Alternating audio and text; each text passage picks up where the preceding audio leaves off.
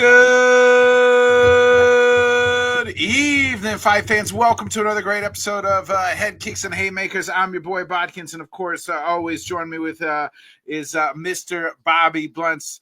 Bobby, we got a packed show tonight. We're going to preview the UFC Baku card. Headlined by Khalil Rountree and Jamal Hill, but we got to go back to the crime at the scene in Atlanta on Saturday. And Kamaru Usman must have had it. Y'all must have forgot absolutely show on Saturday, and you maybe even Rose Namajunas to a degree had a y'all must have forgot moment. But to me, Kamaru Usman definitely Saturday night. He could have easily said y'all must have fucking forgot, because he just beat Buckley up and down in all 5 rounds. I thought maybe not the 5th, but for sure 4-1. Yeah, I mean, I had it 4-1, and yeah, you absolutely have to give Usman his credit. So let me get that out of the way and giving him his flowers. I was completely wrong. Thought it was. I put a little bit too much into past performances, especially the last Leon Edwards fight, where Usman seemed to really struggle with, connecting his hands when he was going for the takedown. And I thought we were just going to kind of see more of that with Buckley. And I thought, Buckley would be a little bit better of, wrestling off the fence and stuff like that. But immediately when Usman got that first takedown, it was, oh shit, because he got him down, and it really didn't seem like there was a scenario where Buckley was getting back up. He was kind of punching through takedowns, not really trying to, get back up, and just more or less kind of accepting the position, which isn't really how I thought it would play out at all. I thought Usman would be kind of looking a little bit more slower. He still didn't look that tremendously fast to me, but he did show that he absolutely could still use his bread and butter to, get these positions, which is more or less kind of what he did. He didn't have to, really take any risks or anything. I'm not trying to really write Buckley off. He did show me some stuff in the fight, like making the final adjustments in the 5th round. I just kind of wish he could have done that sooner. His cardio definitely held up in the fight. So, if I'm grading on a curve and future performances, I definitely think he can get better from this moment. But I was, pretty surprised at how, unwilling he was to try to get back up and just, accepting the position. I mean, the takedown numbers are kind of deceiving because, Usman got 1 around, and that's pretty much that's all he needed. Yeah, that's all he needed. Yeah. If it ain't broke, don't fix it. And Usman absolutely did look like a former champion, and he used some of that experience, and he was rightfully emotional after the victory. I think he said it perfectly when he said he just needed to get the monkey off his back there. I don't know if in his next fight, if he'll move forward a little bit more with the striking. But after the first round, I couldn't see any reason why Usman would fight any differently. But it was good to see, Buckley make the adjustments in the 5th. I don't know if that was more, his Usman's gas tank was starting to hold up. But, I guess people, a lot of people are surprised that it got fight of the night because it was a little bit one-sided. But we did say we were going to get answers, and, we definitely got those answers. In the very stacked division, we got kind of one of the old bulls kind of continuing to get victories. And I'm sure we'll get into what's next for him. But definitely, credit to Usman for kind of looking like vintage Kamaru there. Yeah, he looked like Kamaru of old a little bit instead of an old Kamaru. He looked good, and man, he looks so big. Like, you forget how big he is, and it's just like if you would have pointed at those two guys and like which guy used to fight at 185, you probably would have pointed at Kamaru over Joaquin, right? Especially when they're like kind of standing next to each other, because he's just kind of stood over Buckley.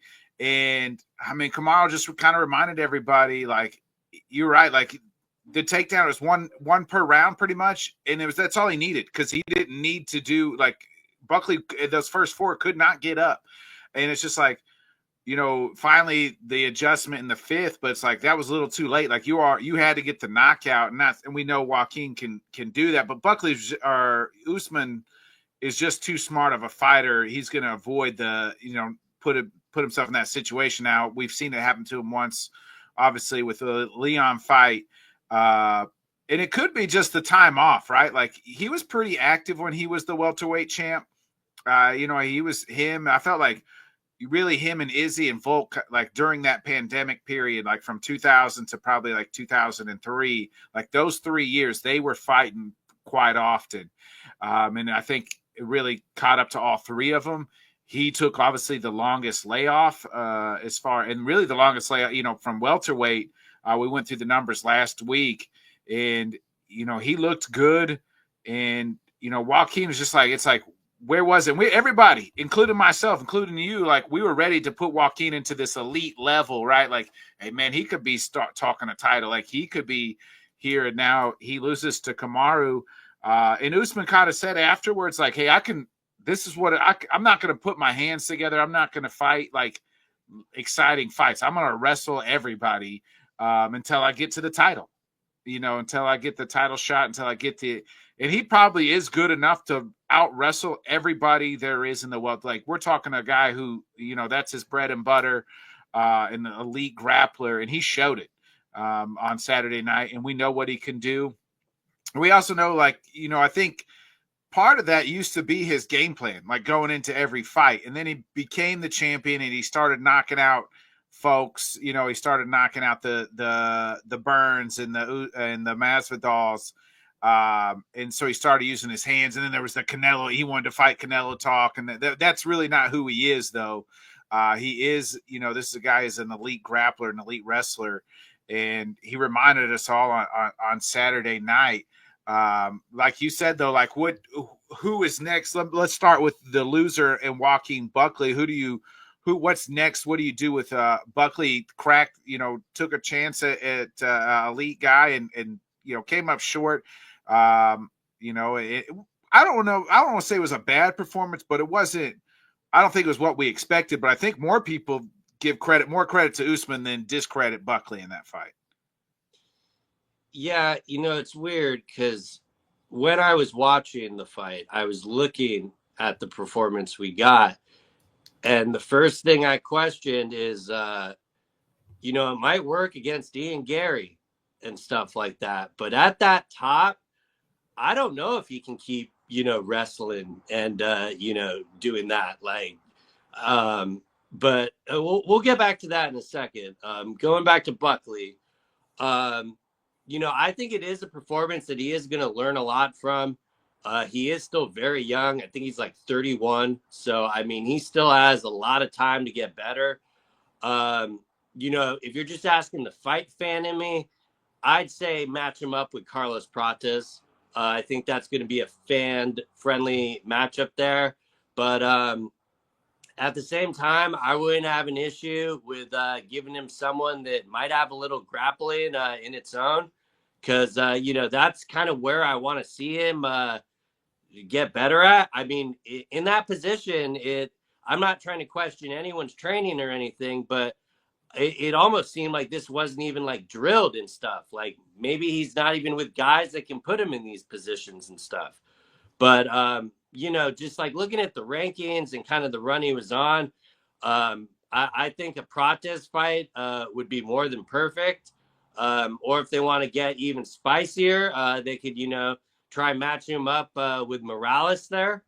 But, I think the Prates fight would be perfect, especially judging Prates's last performance against Gary. And that'd be a good way to get momentum back for both those guys there. Yeah, you took it right out of mine. Mine is, and that's the Michael Morales fight. I mean, they're both 7-8, so that kind of matches them up well. If you want them to fight down the protest fight, at all the way at 13, that seems like a fall for me. You know what I mean? And they're both. I mean, I guess they're both coming off losses. But so, do you want protest to fight back up, even coming off a loss? Um, I thought Joaquin looked better than Protest did against Ian Gary. Both were kind of the same, though. Both really didn't turn it on till the 5th round, which was weird. You know what I mean? Um, it, um, I'm But the probably cardio kind of held up for both because, like, that was our biggest question with the protest fight too.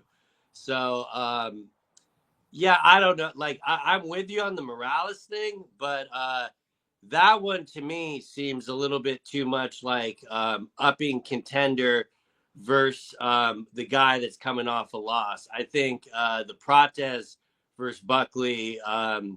Not looking at the rankings, of course, but I think it would just be a much, fan friendly on both sides there. Yeah, I think even the Morales fight would be a fan. Like, that's 2 elite strikers, you know what I mean? And 2 young guys, too. Hold on one second.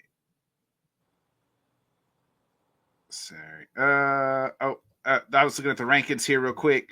Yeah, and I think I'd like to do Prates and Kevin Holland. I know we talked about Holland last week, and I kind of feel like that's still more of a, even what about, what do you think of Jeff Neal and Buckley? Maybe they've already fought. No, that was Wonder Boy, huh? I'd actually love that, just from the aspect of Jeff Neal is going to kind of throw some of the stuff that Kamaru was throwing at Buckley. So it would kind of force him, to get better in those lanes instead of just, preparing for a striking match, which is essentially what Protest or Morales would be. So I would have really no issue with that fight. I'm not sure if Magny's booked or not, but no, Jeff Neal. Magny's not even in the rankings anymore. Oh yeah, no, Jeff. Yeah, same thing though. Same kind of style, and is going to definitely use the fence and stuff, and kind of gonna force Buckley to have to cage wrestle and stay off the fence if he wants to knock him out. So thinking about it, I'd almost kind of rather prefer that for Buckley, just like on the long-term career front. Yeah, I think so too. I'd like to see him just fight somebody kind of down in the rankings.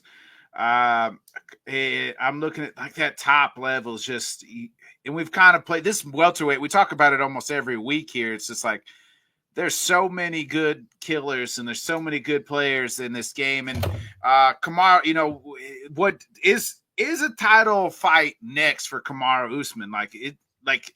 Is it Islam? You don't think so? Absolutely not.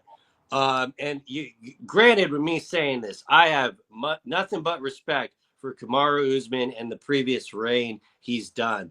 But I am so sick and tired of these undeserved title shots. And it sounds strange calling it an undeserved title shot to someone that was considered pound for pound one time and the quote unquote boogeyman of the welterweight division.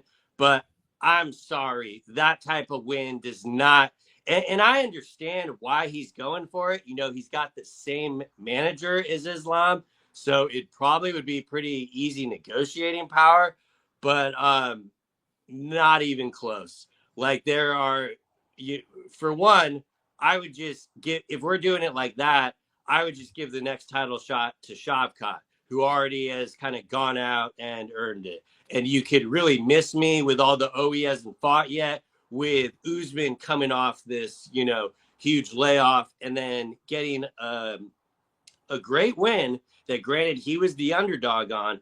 But in my opinion, that is not enough to put him next. I think the best matchup for him is the one that he was dismissing at the press conference, because that is what I was asking myself when I was watching this fight. You can do this to Buckley, but can you do this to Bilal Muhammad? And I do not think he can. I think Bilal would be able to stuff those takedowns and make it a striking match. And that would be the one. Okay, if you beat Bilal, then you can jump everyone in line at that point because Bilal is at 1. But I mean, what was Buckley going into this? 7? Yeah, Buckley was he's 7 right now. I don't think he Yeah. dropped in the rankings. I think he was right around there. Yeah. And Usman has been sitting on that spot for I don't even know how long, Yeah. and is 2 finally years. so like I don't mean to disrespect your former champ in calling it undeserved, but I that's just kind of the way I see it. Like I do not think what he did on Saturday is enough. It'd be one thing if we were talking about an unhealthy division where guys are squatting their spots and stuff. A lot of these guys at the top have acknowledged that they're going to probably have to fight one more because Maybe 2 Islam more. is coming Yeah. in. So Yeah. I'm sorry, Usman, but you are no better off in that situation than some of those young guys. So absolutely needs one more. And if he gets one more, absolutely give him the Islam fight. But I cannot see any circumstance when the UFC would. Now, maybe I should bite my tongue on that because, especially, it looks like they're going in that stupid Yair direction. Yeah. But, like, from a logical standpoint, absolutely not. I think he respectfully needs one more fight. And I think that one more fight should be against Bilal. You know, I think that would you could easily do that 5 if you want and build it on its own event, or make it a 5-round co-main, kind of like they did with Mosavar and Pico in Abu Dhabi. But yeah, no shade at the former champ, but I want to see at least one more. Yeah. So I think would I be surprised? Would I be surprised if they give him a title shot next? Absolutely not. I'm not. I wouldn't be. I don't think anybody would be surprised, right? No, I wouldn't Like, either, and that's why I'm being so vocally outspoken about it. yeah. Yeah, I don't think anybody would be surprised. And in fact, I would be like, I see it, especially if it's Islam and they can do like the number 1 pound for pound guy versus the former number 1 pound for pound guy. 2 guys, 2 almost at this point in time, legends in this game, guys who have been there, done that. I could see that. I could see where they make that title fight. Now, obviously, Islam's got to beat JDM and, so much and so forth.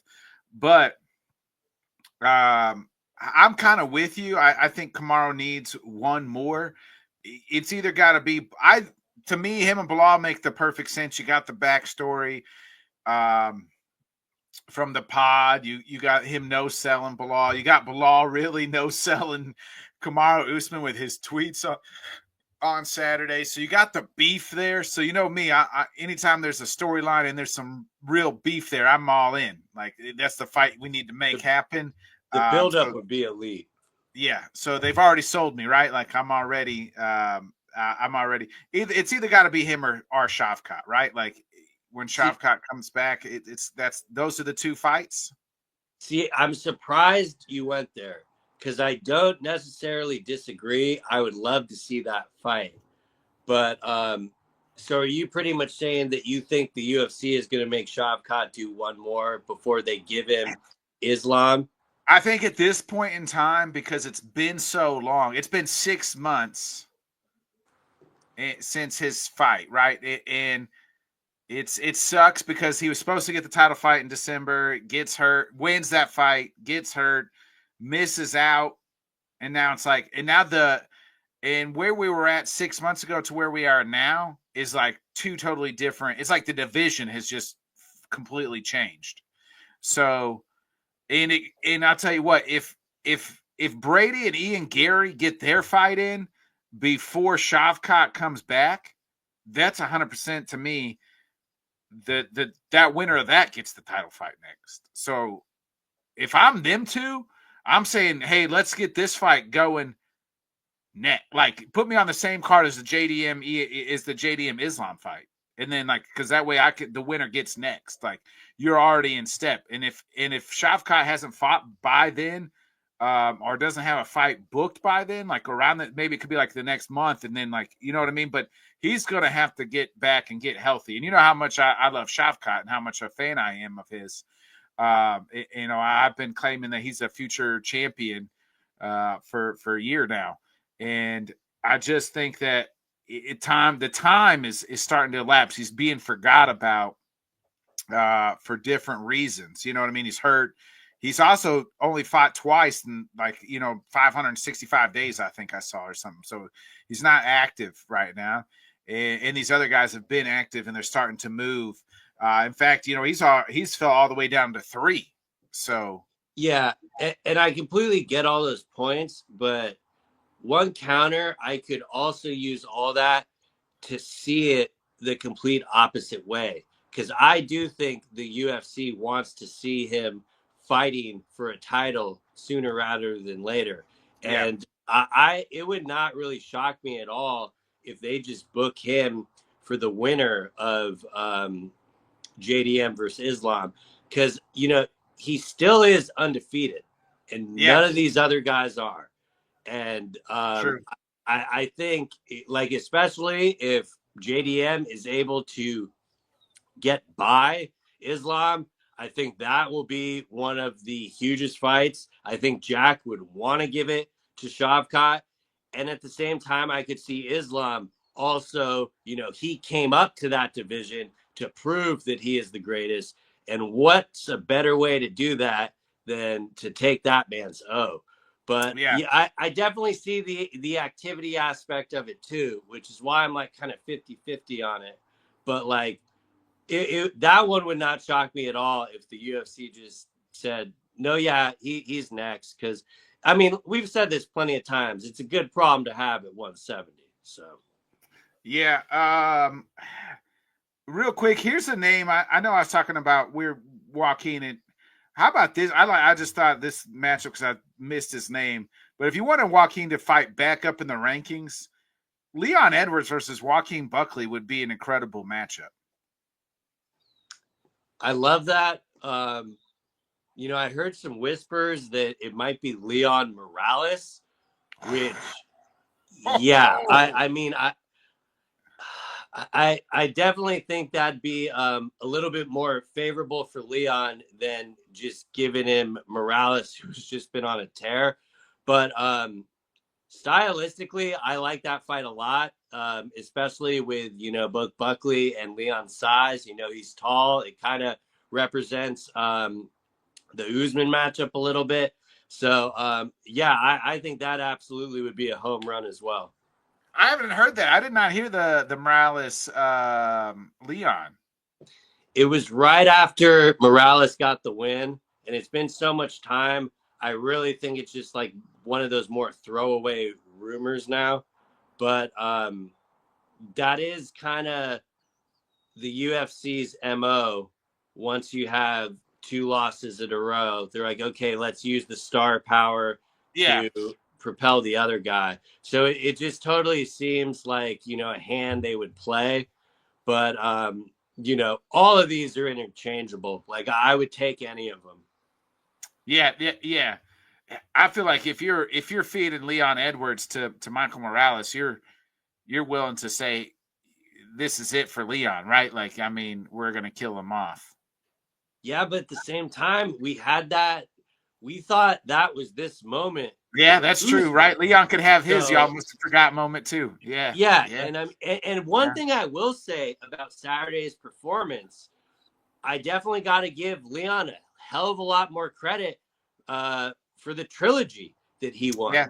Because, you know, I thought that Leon's success in that was more just Usman, you know, second guessing himself and not getting it going. But they did implement the perfect game plan and being able to, you know, wrestle off the fence. And the difference between Buckley and Leon, when Leon got taken down, he immediately made position to get back up. He did not Especially the accept third any fight. Yeah, position. yeah, yeah. So, yeah, you know, I know it kind of sounds like I bashed Leon a lot because I picked against him a few times, but, you know, definitely that was another thing that opened my eyes. Like, okay, you know, Leon did just, fight Brady, who's just a motherfucker on the ground. And so, I would still probably favor Morales in that, but that is why I do find that matchmaking pretty tasty. Yeah, I'm with you. It'll be interesting. Kamaru kind of said like it seemed it was weird. Like today he was like I thought I saw a video of him talking like he was going to do kind of like the John Jones thing. He was going to wait out, but then like at times he's talked about fighting the champion and then moving up to middleweight. He wants to do if DDP is still the champion, like Africa versus Africa champ, like if they ever go to Africa. So I feel like we've been talking about that for 5 years. So I don't know if they'll ever pull that trigger. So it'll be interesting what they do with Kamaru too. And like, don't sit. I don't want to see him sit out. He's already sat out long enough and sat on a spot. I'd like to see him be active. I'd like to see him maybe hopefully get back in there one more time this year, if not the early part of next year. Yeah, and the one thing I remembered on Saturday is I missed seeing him in the octagon. Yeah, It was enjoyable to see him fight. So, me wanting one more isn't an indictment on his style or anything. I just would prefer to see him fight again. We just got a little taste. And, now it's like, oh, and like the scary thing about it is it would not shock me at all if he just sat it out and waited. I mean, he definitely has the management to be able to do that. But like for me, like everything Kamaru was saying, like in his speech on Saturday, like what the fuck are they going to say about my knees now, sort of stuff. That type of stuff is what I would be standing up clapping for if he beat Bilal or someone like that. Then the boogeyman in the 170 division would be back. But what I saw on Saturday was just him being able to use a position he's better at to win. And, no shade at him at all. But the whole, granted, we doubted him, but I still feel like there are questions that are unanswered from what we saw compared to previous, Usman fights. Yeah, I agree with that, and but he also acknowledged that though. Like I could, you know what I mean. So to his credit, like, hey, yeah, I did this on purpose. You know what I mean? Like, this is how I'm gonna win, and this is how I'm gonna fight until I get into some high profile fights. So I think maybe he kind of took it personally that he was on a fight night and not on a pay-per-view. Yeah, and another thing I absolutely missed was the corner work in between rounds with him and Whitman. I just forgot like how much Usman would just listen. And, Trevor would speak and then the other coaches would speak. But, it's really great to see those old performances when it reminds you of the vintage stuff. Because let's be honest, a lot of the times it does not go that way. And like, that's why we have to absolutely give him his flowers and credit because, he showed us all. And, now just the selfish fan in me wants to see more. But, I get we're on his time and everything. But I definitely think if he wants to get that book, time to sit out, like, you know what I mean? Just clockwise, like he's up there. You know what I mean? Like, yeah. But at the same time, him sitting out very well could have been why he looked so. Because like the thing I was blown away about his performance was his timing. It was impeccable. It didn't seem like he missed 2 years or anything. Yeah. It seemed like he fought 3 months ago. So, I mean, he absolutely still has it. And he's got enough in the gas tanks to still keep, like, busting off the wins. But I just wonder, like, at that top, like, is it really going to be like that? And that's why I really just want to see the Bilal fight. I think it's the perfect matchup, and it sets him up perfectly if he wins. And it also helps the UFC out. They don't have to worry about killing off more up-and-comers, matching him up with Usman. True. Real quick, Rose Namajunas, she also wins unanimous decision. That second round got a little hairy for her, but she pulls it out. and wins. Miranda Maverick tore her ACL in that second round as well. And I felt like in that third round, like when she got kicked, she went. I thought maybe that's that's when she went down in the third. I thought maybe that's where she had tore it, but she said she thought she tore it in the second and then fought in the third against Rose. But Rose gets a nice win. She's kind of claiming like, not really that she wants a title shot next, but just, somebody high in the rankings. I personally, she said Grasso. That makes perfect sense to me. I wouldn't really mind running it back with Blanchfield just for the simple fact that fight was so close, and I thought maybe she might have won that fight. Yeah, I'm normally not a fan of rematches, but depending on the case, now I'm being hypocritical. But I mean, that I'd really have no issues with because I also did think she won that. A selfish part of me also thinks, well, if Wei Li moves up and wins, they could just do that fight. I would love to see a trilogy of that. I'm sure Wei Li would try to love to. You think if Wei Li beats Valentina, Rose at 7 title fight? In any other circumstance, when you have 2 wins over that champion, I'd have no issue with it. I mean, we've seen Khalil Rountree get it at 8, So That's like, true. yeah, without winning against the champ. So you're making sense. Yeah, no, we'd see people get skipped over and stuff, but I don't know. I guess I'm more or less just saying I would, before it's all said and done, I would love to see Rose and Wei Li fight again. If I'm being honest, I know I'll be in the minority here. I want to see that a lot more than her versus Valentina. You would rather see Rose versus Wei Li 3 over Valentina for a couple of reasons. One, would you rather see Wei Li versus Valentina or Wei Li or Rose versus Valentina? Probably Rose versus Valentina. Okay. Like I don't really have too many like I understand it's a big super fight and stuff, but to me there aren't many questions there. And I know it'd be kind of a blow for Wei Li to move up and not fight for the title first. So I know that part sounds stupid, but also moving up and immediately fighting the champion ain't no joke either. Yeah. But realistically, I think the UFC is going to do Wei Li versus Valentina. But I think so. I do. I really would want to see, especially at the new weight class and stuff. Would it make any difference there? But I know she was calling for the Grasso fight. Sure, I would pick Rose heavily in that probably. But you are talking about 2 former champions, so that would work. But especially with Blanchfield, I know Blanchfield would probably take it as a slight because she would be getting a rematch when losing a fight 5 minutes before she was going to fight. But it's a much more sellable matchup than a lot of the other options she has. I'm sure Blanchfield would also want Grasso. So. Yeah, I'm just like looking at this, like the women's flyweight. So like, it's like they've really, outside of Silva, like they've all kind of fought each other. You know what I mean? Like Furio's beaten Blanchfield and Rose.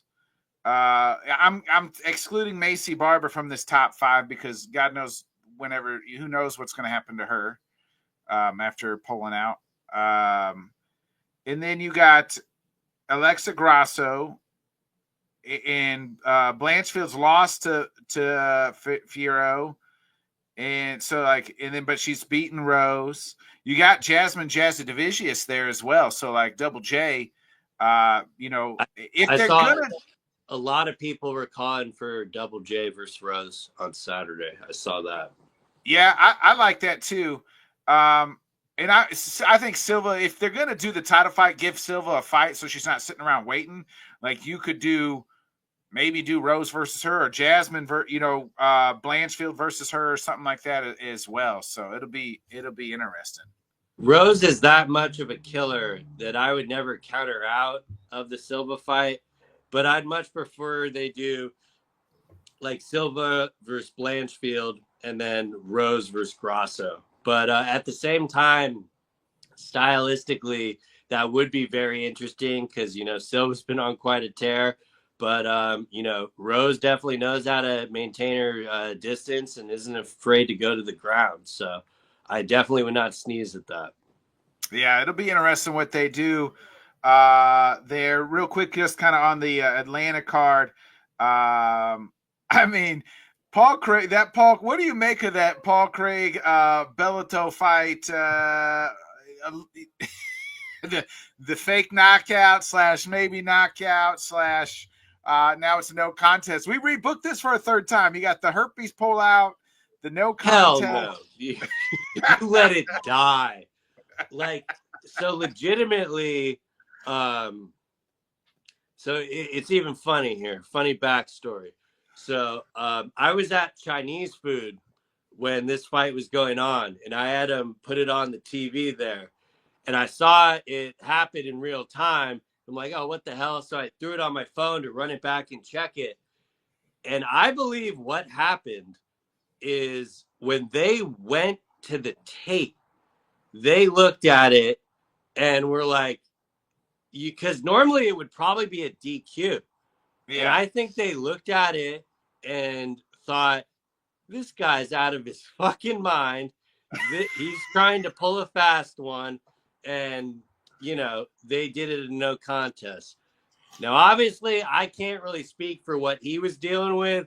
But in real time, when I saw that, like, first off, that should be a legal shot. Like, that is the dumbest fucking rule ever. Agreed. I know we're not trying to, like, rewrite the rules on this show, but that is just so stupid. But granted, it was a foul. It should be legal. I agree. Yeah, it should be legal. But, like, I saw people saying that, like, he got screwed. Save that. Like, nobody got screwed in that. Like, sure, if you want to talk about pay and stuff, yeah, they probably got a raw deal. But if Dana was actually at that event and present, I think they already would have cut his ass. Like, I literally don't think he knows that even happened. And there's no way they could book that for a third time. You would have to be so sick in the head to be like, okay, we had the one, then we did this, and we put it on, and didn't they even like make it a main card prelim? So, yeah. And I will say one thing. Anthony Smith was talking about what happened, saying, hey, I know a lot of shit when I see it. And what I did think, kind of what Mike is saying here, that really did sound like the weirdest campaign of, damn, I could have been the UFC light heavyweight champion if I just would have said I wouldn't continue. But instead that you didn't, this guy's a fucking fraud and a cheater. And so I could see both sides of it. But like, I love Lionheart for like telling it how it is, but like, right message, wrong sender.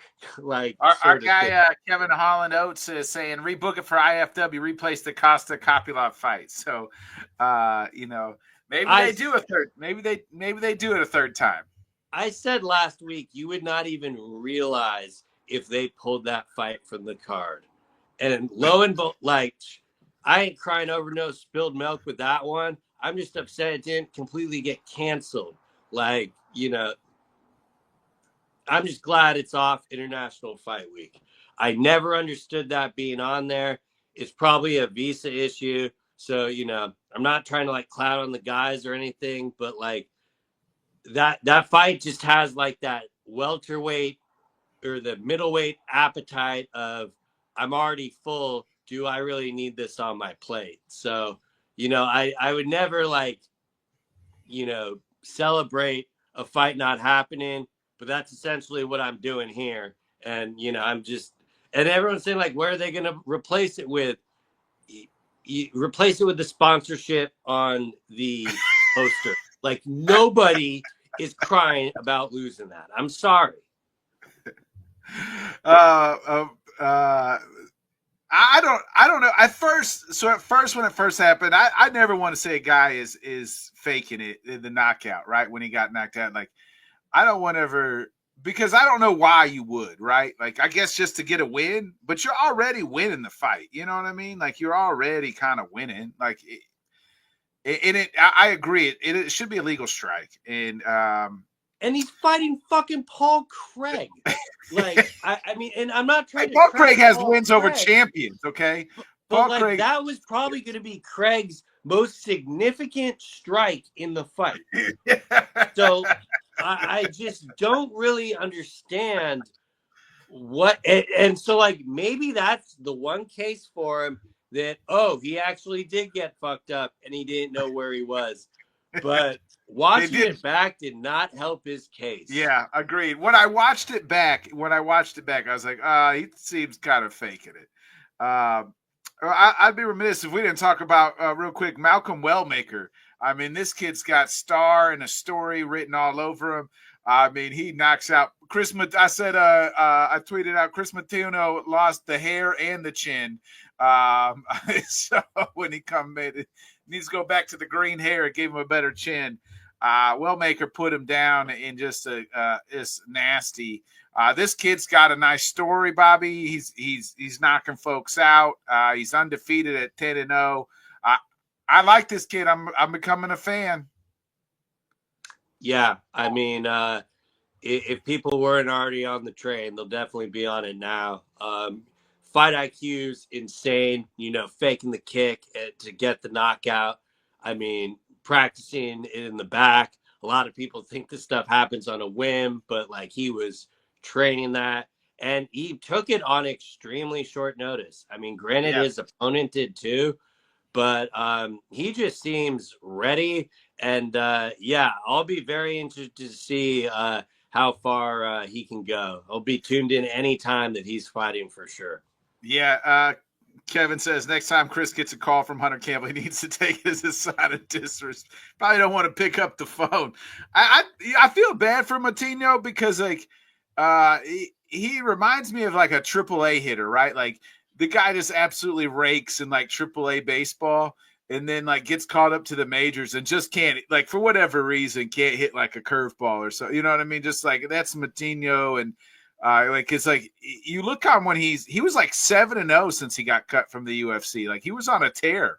He was just beating a bunch of dudes in the kind of the smaller circuits, and then goes and gets the call and just absolutely gets smoked. By Wellmakers. So yeah, I hope the UFC at least gives him a fight on a full camp and stuff. Because I still got to tip my hat to him for taking it. Nobody else in the UFC wanted to take it. They literally had to sign someone out of the organization. Yeah. And but yeah, no, that power is not fucking around. So I'd be really interested to see where they go matchmaking wise. That's kind of my next question for you. Is like, do you do the slow burn with Wellmaker, this kid, and you kind of build him up, or do you kind of fast track him? Especially with the activity he's been doing, like he just recently fought. I wouldn't want his next fight to be someone like highly ranked or anything like that. But I'm not talking like slow build Bo Nickel style. But let's see. You give him like kind of like the O'Malley treatment, like 2 or 3, 4 guys maybe under, not ranked, and then a ranked guy, and then see how he does against that guy, and then we kind of fast track him after that. Yeah, and I mean at the same time, like that division ranked is still pretty dangerous. I know a lot of people say it's like stale and stuff, but I mean those are a lot of really good fighters there. So yeah, I'm looking at Marcus McGee right now is 13, like, and he, you know what I mean, like, so like he's getting ready to fight way up there.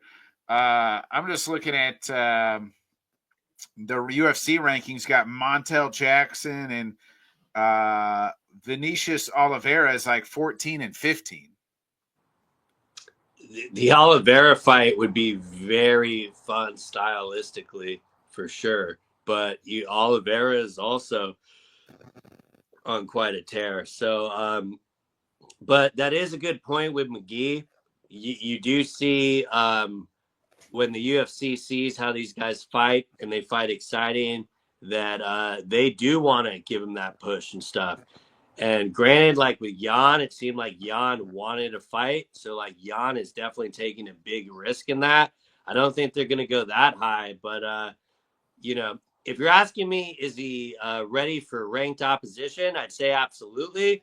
But I'd still like them to give him one more and then for him to call for the ranked number there. Because, it still is, maybe give him someone that is more grappling heavy and see how he fares, but not ranked, But I'm not going to doubt the kid. I'm sure he'll be ready for whatever they throw at him. But, I guess the best example I can go with is just look at what happened to Peyton Talbot, Yeah. Like they gave him someone that used the wrestling game plan, and now the UFC have him buried on the prelims of International Fight Week against a very tough opponent. They've completely taken the training wheels off there. So What about here's the name, and he was on the same card. What about Cody Garbrandt? yeah, I love that fight. Absolutely. Do that.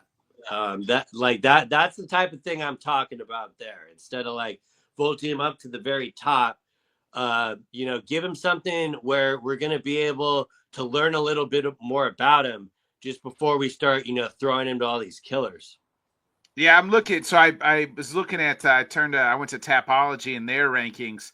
So they got Wellmaker the 35th best bantamweight in the world right now. So, and they do have Cody Garbrandt number 27. So, Yeah, and I mean, Cody might have lost, but he looked good in that fight. And yeah. stylistically, I think him versus Wellmaker would be pretty entertaining too, and definitely like the performance Cody had. I know he's got plenty more to offer in the cage, so And I if you like think that a then lot. you beat a former champion, or maybe like I was looking a Adrian Yanez type or somebody like that, somewhere around there. I think this kid's going to be a star. I think he's got. I mean, I like his Yeah, story. I like the way he fight. my I next do. request would be either have him be the headliner of the prelims on a pay-per-view, or put him that first fight on the main card. I Yeah. definitely think he's, at that level for sure. Yeah, before we get into this week's card, I want there's some news and notes I want to get into real quick. What do you make DC? DC is coming out and he's saying that Islam's only going to fight 3 more times, and that includes the JDM fight. I mean, we haven't heard from Islam him say this himself, but this is the rumors. I mean, what he said, 4 more? 3 more, including this next fight against JDM. That really wouldn't shock me at all. To be honest, that's kind of what I thought he'd had, because it was all about the move to 170. So now that he did the move to 170, I figured, he'd go to 170, attempt to win the title, defend the title once at 170, and then possibly go back down to 55 for his last fight. But at the same time, I could see him just doing all 3 at 170. But yeah, that is not shocking to me at all. It especially like when you look at the career that is, especially with like how Khabib did it, this sport is dangerous, and it's much better to go out on top because there's always going to be that new contender. And when you continue to beat these guys, I know a lot of them he doesn't get, he didn't get too much credit for the Moicano win because that was on, the day notice or whatever, but he still took that fight and finished it. So yeah, for me personally, I'm definitely buying the 3 fights. And, you could say maybe DC is just going for content, but I definitely do also think those words actually matter. So if we're buying or selling that comment, I'd probably be buying it. Ooh, it looks like I'm solo here. Okay.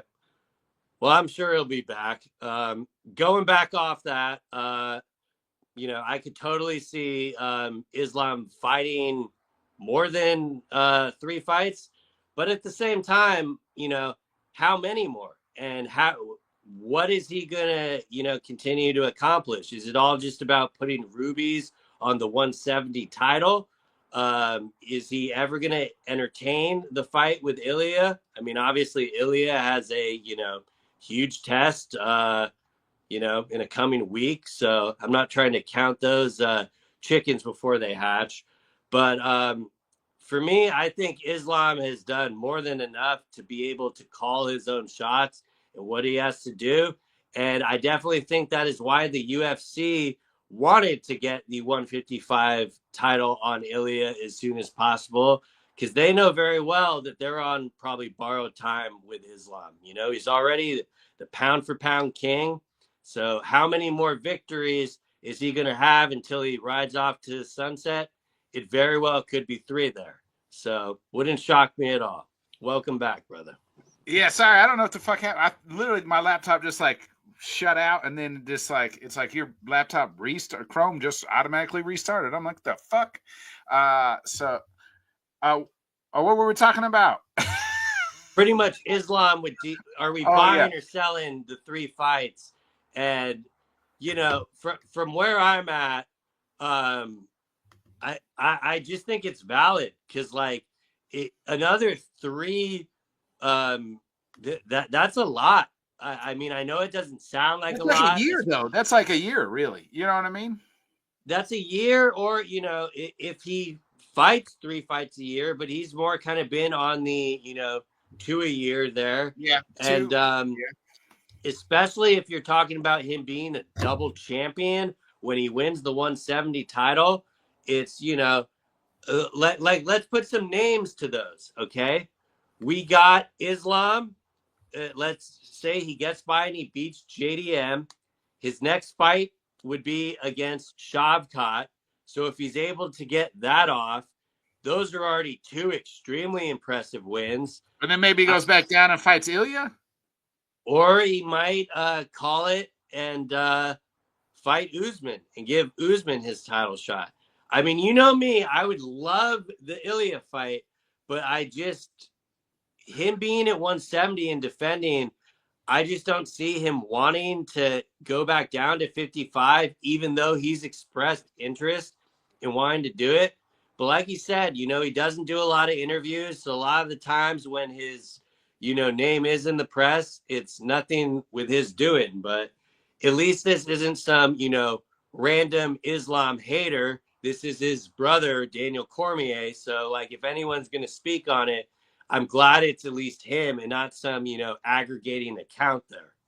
Yeah, I was trying to pull up his how old Islam is. I don't feel like maybe just because I don't feel like he's been fighting super long time. You know what I mean? But I guess right, I mean, Khabib retired pretty, when he could have still going. So maybe he's just gonna take that kind of route, and become this double champ, and then call it good. Yeah, but at the same time, we have yet to see the 170 fight yet. So who knows? That you're spotting him 15 pounds, and once he does that, he might think, "Oh, I got at least 5 more in me." Let's go. So that's why I'm so excited for He's that got fight. 28 fights because he's 27-1. Yeah, and that is still quite a bit of miles, and you know, there's really I really wish more fighters would take from you know what Khabib did in going out on top. That is nothing to really sneeze at, because there's always going to be another challenger, and damn well the promotion will try to milk every single fucking fight out of you. So I would love a lot more for these guys to go out on their own time. Granted, Cejudo did it, but he did it in more of a way that he was trying to negotiate, which I still think to Yeah. this day was a mistake. But if he actually wanted to call it a career there and retire, more power to him. But that is not what he was trying to do. He was trying to negotiate. So, I but mean, Islam's only Islam, 30. He's only 33 years old. I mean, he's still got yeah, he's still 2, 3 very years. young. But Yeah. Khabib retired in his prime. Yeah. So let's get it straight. When Islam says he's done, he will absolutely be done. Agreed. I don't think. Yeah. What's that last comment say? Muhammad here's is saying Ilya will lose from Charles. From Charles. So that's what he's saying. He thinks so, because I said Ilya if Ilya beats. So he thinks that Charles will beat Ilya. Yeah, I don't know. A lot of the chart. It's funny to see this, because, and I'm not doubting at all what he thinks. It definitely could happen, but it is very funny to see all of these people that used to despise Charles, and I'm talking they were not fans of him at all, and now all of a sudden, because Ilya came with the cocky disrespect to Islam, it's Charles Oliveira all day. And Yeah. I mean, the guy still does get hit. I'm not ruling out Charles because he's a former champion, but I have kind of enjoyed seeing that online discourse of these people that in the past have buried Charles are now going, oh, he's our king. But He's our hero. Yeah. I get it. They're going to fan for their guy. I'm not going to ever tell anyone how to fan. And it just makes it all more entertaining. So, yeah.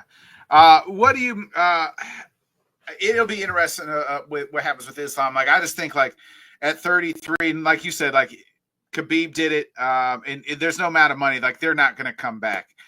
They are a man of principle. So I think once he does hang it up, he hangs it up. I'd like to hear it from him, though. And like you said, at least we're hearing it from DC. He's the one that's saying these things. Real quick before we get into this week's card as well, Dana kind of announced that the Abu Dhabi card and more key, kind of everything we kind of already knew, but it's now official. Mozart Evolov versus Pico. It makes his UFC debut.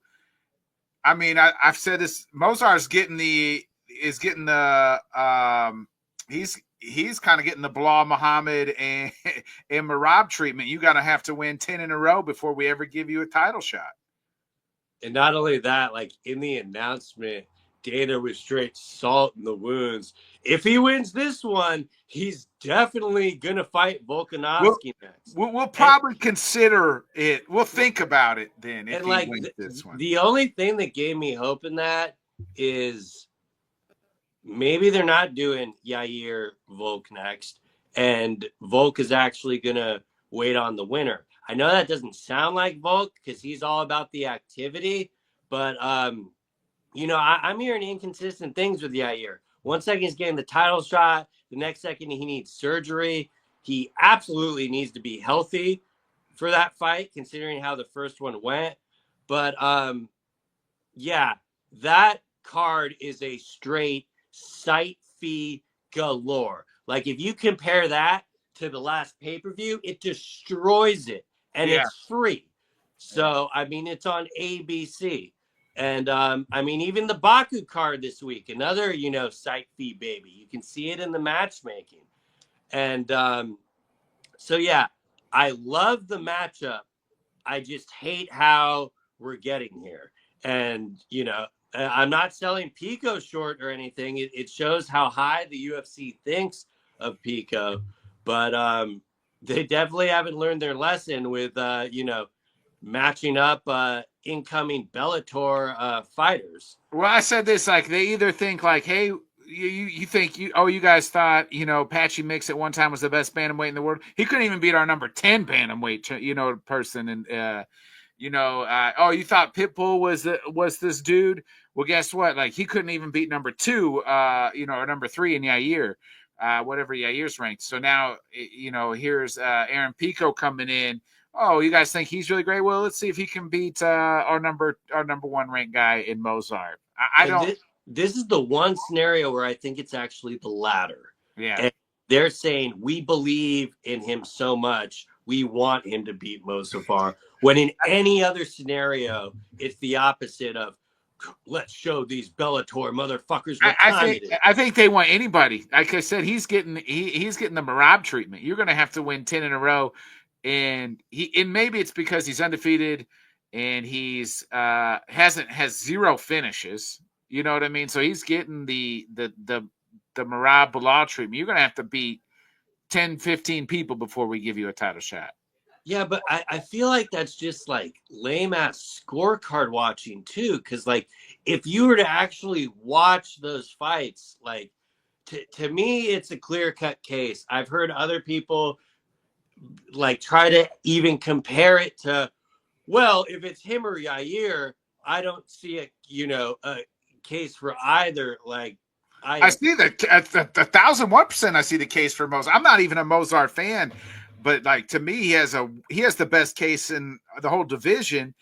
And to me, Yair has 1 win against an aging Pitbull, and we already saw him versus Volk. And guess what? I don't need to see it again.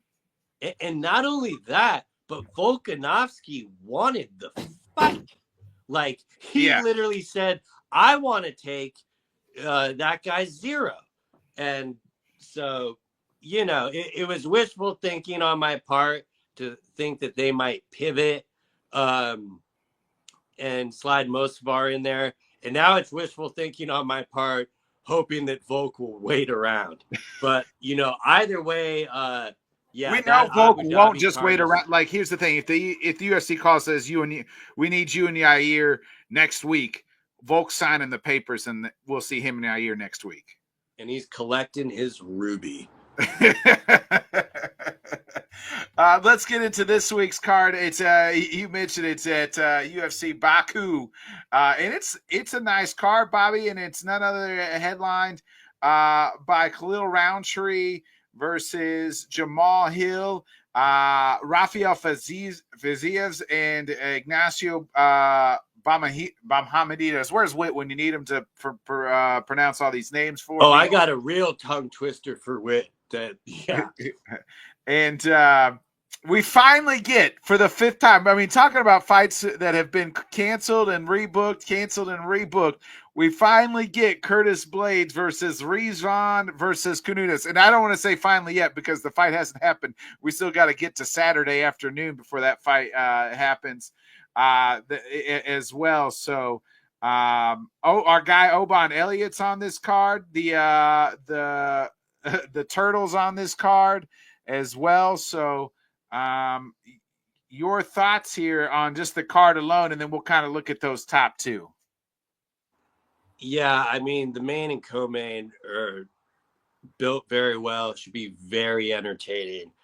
My low-key candidate for fight of the night, and of course, Whit ain't here, so I'm going to butcher these. I'm not even going to try to do his last name, but he'll be a hometown guy fighting. He'll be making his UFC debut, champion, former champion in that organization, and it will be Tofik versus Orobai.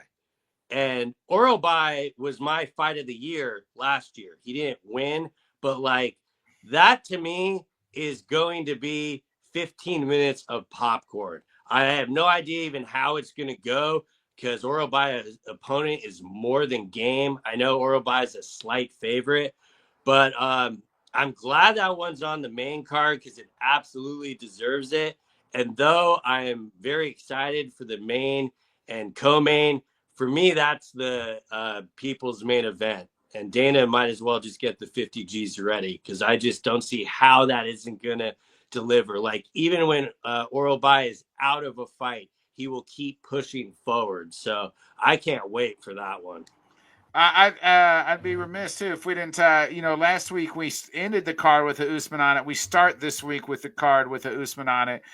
Good old Mohammed Usman is opening up the card, so as well. Just, I mean, I had to see it. Why couldn't they put him on the same card with his brother? That's a good point. Good point. I mean, maybe he wanted Kamaru there or something, so it was the week apart. But yeah, I mean, it should be entertaining that he's opening up the card and stuff. So at least it'll be a reason to tune in early. But and Mo's got a chance to show us, like, is he going to be something in this division, or is he just going to remain kind of lower on the card? Yeah. It's I know a lot of people will like compare him to Giannis Antetokounmpo, and but he did win the Ultimate Fighter. He actually does have a story, kind of worth rooting for there, but you just kind of got to see him get in there and get the win. But they're not necessarily giving him the easiest matchup either, so it should be entertaining. Yeah, he's actually the dog on the card. He's going up against Hamidi Adbadababa. So there's We that. miss you, Whit. Yeah. What is? Yeah. I need Wit to pronounce all the names. Our guy Oban Elliott minus 550. But again, to me, it's all about the main and the co-main. Ignacio. That's a wild opponent switch up for Oban being minus 552. Yeah. So that's another one. I'm glad they're doing it on the main prelim. But yeah, that should be an entertaining fight. I mean, Rafael Fazia is fighting in his home country here. And Ignacio he's on quite the run as well. He's won his last 3 in a row, 4 out of his last 5. Remember, he's the one that just subbed Jalen Turner back in March, and he's taking on Rafael Fazia. This is, you're high on Ignacio. He's the one that trains with Bilal, and who do you kind of like in this co-main event? I didn't even look at the odds for this one, but Rafael's plus 110, so it's almost even. Yeah, and that's kind of how I see it. Like Faziev is coming off a few losses, but he's taking fights on short notice, and he's only been fighting guys at the top and stuff. I mean, it's not a 3-fight losing streak, but 2 of those were to Justin Gaethje. So yeah, and that one Gaethje fight, he saved the card when Hooker pulled out, and but this definitely is a really tough test for Faziev, who is on a 3-fight losing streak, and yeah, they're definitely I wouldn't say throwing him to the wolves. But this is definitely a tough fight because not only will Ignacio kind of push the pressure the entire time, but he also can grapple as well. So, it's interesting. It's in Faziev's hometown. I know he was calling for that. And I don't know if you can remember, but this was not the original matchup, right? They had Faziev matched up with someone else, and then they pivoted to Ignacio. And I can't remember the matchup before, but it was a much more winnable fight. And now this is like really a coin flip to me. I don't remember, but let me pull it up. And this is 3 rounds, right? Yeah. Yeah, and that kind of makes it tough for me because especially in those 3-round fights, that's when Fiziev can kind of struggle. Like if he starts slow and like maybe gives away a round and stuff. And I don't expect Ignacio to start slow at all. So, you know, I have it as a pick 'em, but I think I'm leaning Ignacio here, just off, the work he's done in the cage. But it would not shock me at all if, Fiziev was able to slow down the momentum and get the win. But I'm probably going to have to lean Ignacio here. I'd probably go decision. If he's able to get him out of there, that'd be even more impressive. But then again, the grappling could definitely be a way to not have it go to the judges as well. So Tapology doesn't have anything on Fiziev's, like opponent pulling out or anything. So maybe it was like a rumor or something. Probably. Got to stay off that damn Twitter. Yeah. But so you like Ignacio to win? Probably. Another thing that gives me a little hang up is the injury with Fiziev. I mean, he looked great in the Gaethje fight, but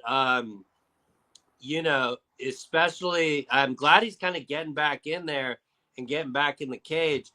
But I'm not trying to like overlook him because before he was on that 3-fight losing streak, he was just raking after win.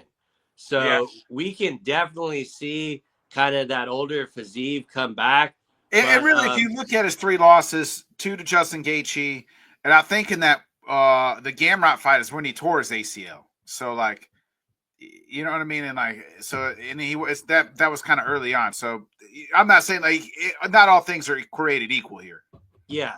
But like the main reason I'm leaning towards Ignacio is every time we see this kid in the cage, he just gets better.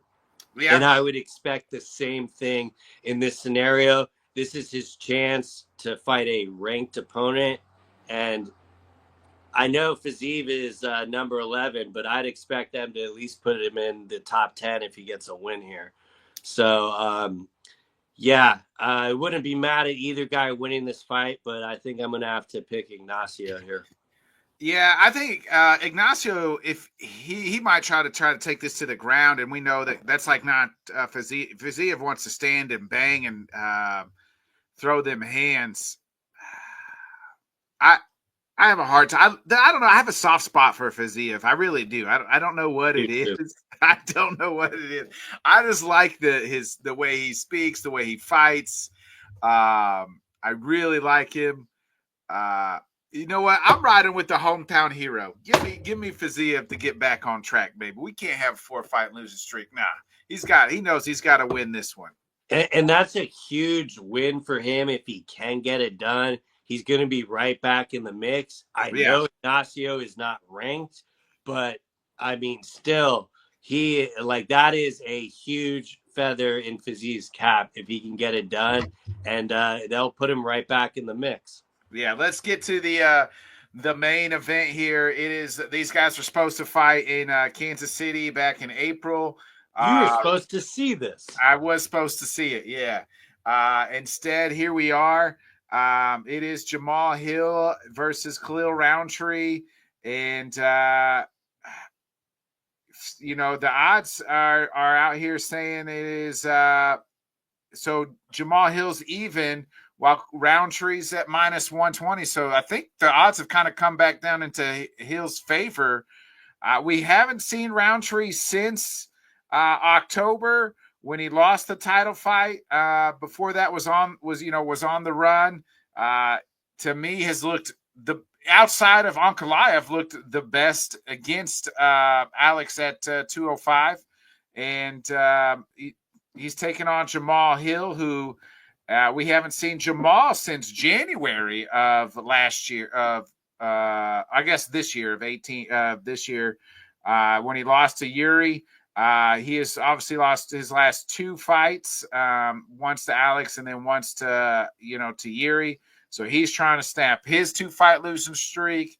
Both these guys, Rountree are Hill's kind of higher in the rankings. Rountree's right there trying to get back into the mix as well. Bobby, how do you like this one? This is a striker's delight as well. What do you put what's the takedowns? You over under what? Well, I mean that is kind of. I know Hill will definitely stand and trade. Yeah. But it's funny that you say that the odds are pretty much even, because if you ask MMA Twitter, 95% of them are picking Rountree. And I mean, let's just call it for what it is. It's just people despise Jamal Hill. I've never really understood it. I mean, I told you the last time for the Yuri fight, especially when I rewatched it, he gives us literally everything we want, leaves it all out on the line, and he ain't afraid to get hit.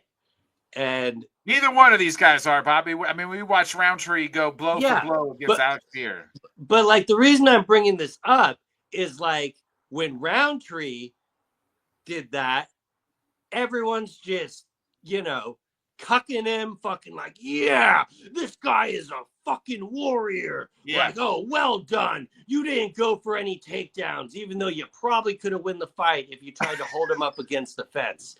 And, say what you will about Jamal Hill, but like, he's a former champion.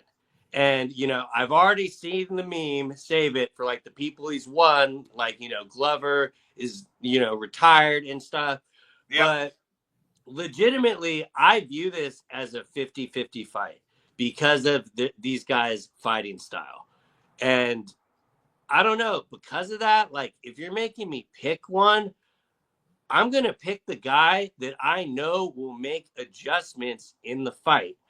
Rountree says he learned a lot from that Pereira fight. Respectfully, I didn't see it. Because, like, if he learned a lot from that fight, he would have maybe tried to do something different. And I know Jamal Hill will try to switch something up and do it different. I can't say the same about Khalil Rountree.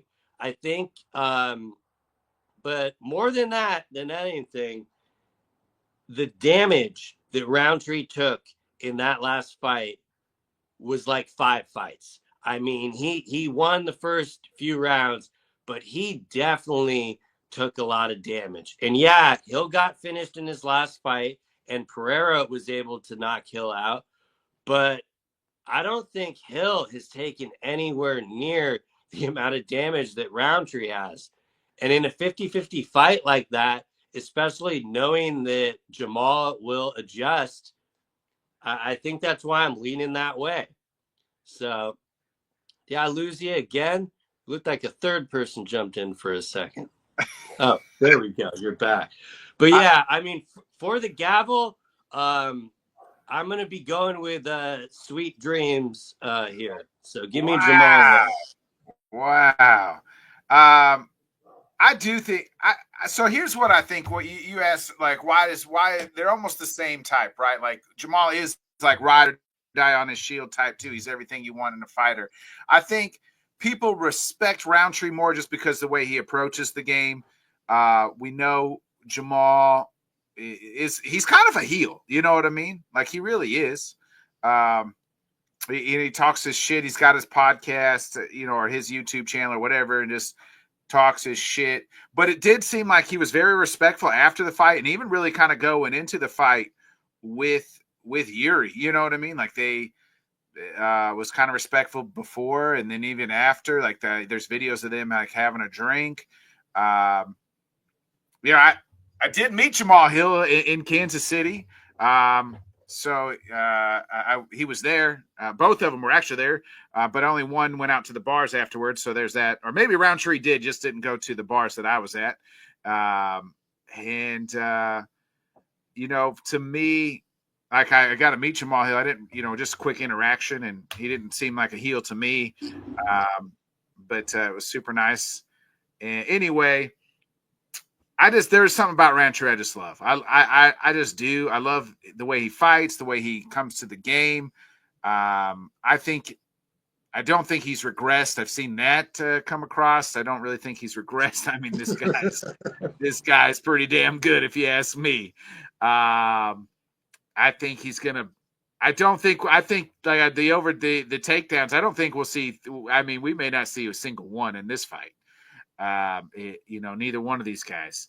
Rountree's never attempted a takedown in any of his fights. Yeah, but because of that, I could totally see. What if he just starts taking people down? No, Rountree ain't taking anyone down. But I could totally see Jamal throwing up a level change in there to make him think about it. And but I'm not trying to say he's regressed at all, but has he gotten any better from the Pereira fight? We don't know. This is his first fight. We're going to find out. Yeah, but that is like my biggest kind of question in this is, has he gotten any better? Is he going to do anything differently? And they both have questions going into this fight. You know what I mean? Mm-hmm. Yeah, so. And I mean it. I said I thought Orelbai could be fight of the night, but I mean, let's be honest, the main and the co-main could easily get that. Yeah. And yeah. I don't think they're, I hate saying this, so I'll knock on some wood, but I don't see how this one could be lackluster at all. Yeah. I mean, I don't think it's going to be Jones versus Ngannou versus Derek Lewis type. But I think it's going to be a pretty good fight. I'm riding with Khalil Rountree here. Again, soft spot for him. I don't really like. I just think he can. I think he can get Jamal Hill out of there. This is officially, by the way, the first fight you've ever picked that I already knew who you were picking without us even talking. So really? You knew I was picking Rountree? Oh yeah, it wasn't even a question. Like, oh shit.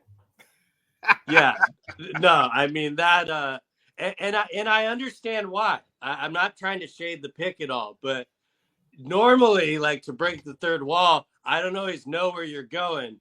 I had a feeling I knew where you're going here. Yeah.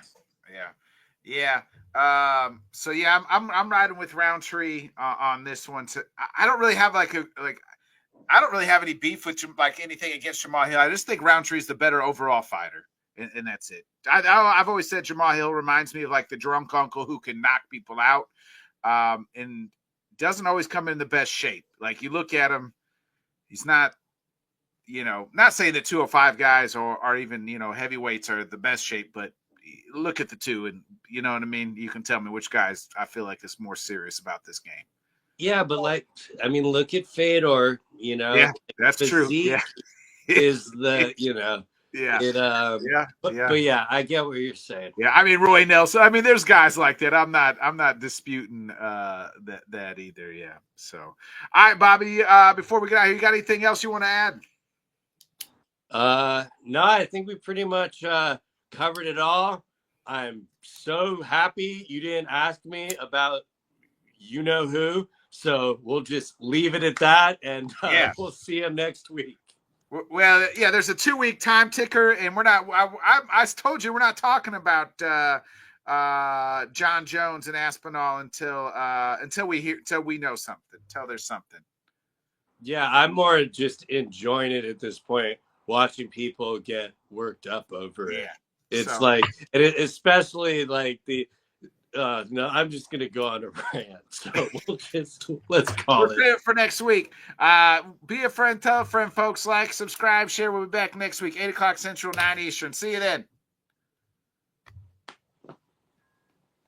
Thanks so much for joining us, and until next time, let's talk sport, friends. Thanks for watching.